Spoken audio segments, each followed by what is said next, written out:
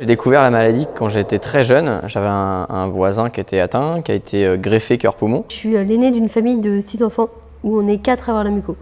Du coup, c'est un sujet quand même qu'on commence à bien connaître. À un moment donné, quand on partait en famille, vu qu'on était 4, tout le coffre c'était quasiment que des médocs ou des choses comme ça. Donc avec mes parents, très jeune, je participais aux Virades de l'Espoir, sans forcément comprendre tout l'enjeu des événements. Et mes parents n'étaient pas du tout associatifs.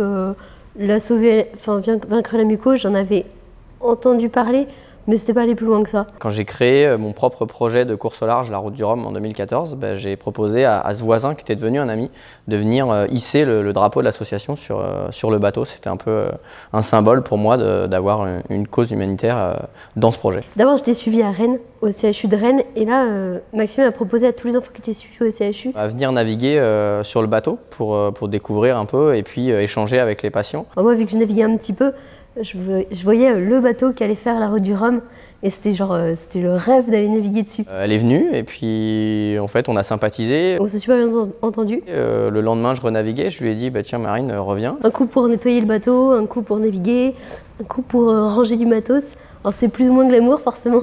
Puis ensuite elle a intégré l'équipe de préparation tout naturellement. Et en même temps que le côté course au large, bateau, navigation, m'a aussi fait découvrir tout le côté vaincre la muco, association, toutes les démarches qui menaient et tout. Et là j'ai trouvé ça ça avait beaucoup de sens pour moi vu que j'avais la muco.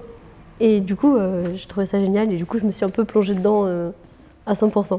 Aujourd'hui c'est une amie et c'est vrai que c'est une force de l'avoir sur ce projet parce qu'en fait elle se bat au quotidien contre la maladie sans jamais dire un mot. On donne toute cette énergie au bateau et on est obligé d'aller au bout et de suivre le bateau, enfin de pousser le bateau jusqu'au bout des limites du bateau et du skipper. L'engagement, en fait, il est important à différents niveaux. C'est d'abord une visibilité à l'association, parce qu'en fait, on porte aujourd'hui sur le nouveau projet, on porte les couleurs sur les voiles. Il y a un énorme rond, vaincre la muco, et j'avoue que ce rond-là, quand je le regarde, je me dis ouais, c'est quand même grâce à ça que je suis là, quoi. Et de ce fait, ça apporte une visibilité sur l'ensemble des événements à forte ampleur médiatique comme la Route du Rhum ou la Transat Jacques Vabre. Du coup, ça fait accélérer les dons pour ensuite développer au niveau de la recherche jusqu'à soigner les patients. Tant qu'on a envie, tout est possible. En fait, l'espoir pour moi, c'est d'aller plus loin que les interdits et de réussir à monter ses propres projets selon ce qui nous plaît et pas selon ce qu'on a dit qu'il était possible de faire. Mais j'aurais jamais imaginé que j'allais participer à des grandes courses comme ça,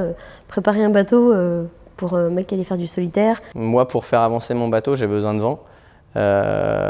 Et sans les gens qui m'entourent et qui aident ce projet, je ne peux pas aller faire ces courses. Si on donne le peps suffisant et l'énergie suffisante au projet, c'est sûr qu'il aboutira quoi qu'il en soit.